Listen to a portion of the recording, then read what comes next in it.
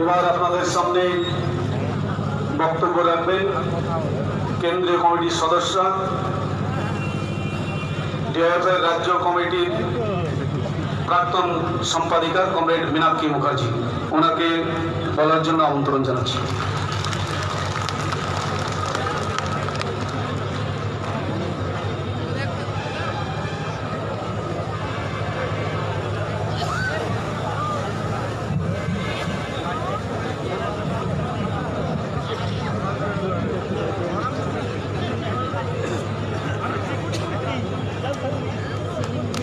আমাদের মধ্যে উপস্থিত হয়েছেন সিপিএম পার্টির পলিটি ব্যুরোর সদস্য এবং রাজ্য কমিটির সম্পাদক কমরেড মোহাম্মদ সেলিম।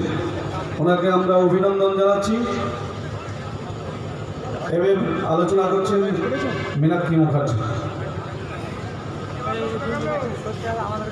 সভাপতি মঞ্চে উপস্থিত আছেন আমাদের পার্টির রাজ্য সম্পাদক কমরেড মোহাম্মদ সেলিম, আমাদের পার্টির কেন্দ্রীয় নেতৃত্ব কমরেড আবাস চৌধুরী সহ এই মঞ্চে একটা জাহাজ ডুবছে, মানে ওর ভেসে থাকতে পারবে না। জাহাজ ভেসে থাকলে তো যেখানে যাবে সেখানে যাবে, তো সেই জাহাজ ডুববে। এবার নাবিক বলছে যে এই জাহাজের ভার কমাতে হবে, ওজন কমিয়ে দিতে হবে। তাহলে চেষ্টা করে দেখা যেতে পারে যে আমি জাহাজটাকে বাঁচাতে পারবো কি পারবো না। মানুষ তখন একে একে যারা জাহাজের উপরে ছিলেন তারা তাদের সঙ্গে যেসব জিনিসপত্র ছিল সেগুলো আস্তে আস্তে সমুদ্রের জলে ফেলতে শুরু করলো।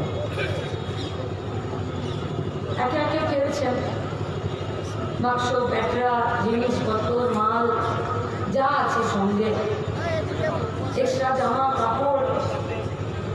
এমন একটা সময় উপস্থিত হলো যে জাহাজের ভার আরো কমাতে হবে, মানুষ তার প্রিয় জিনিসগুলো ফেলতে শুরু করবে।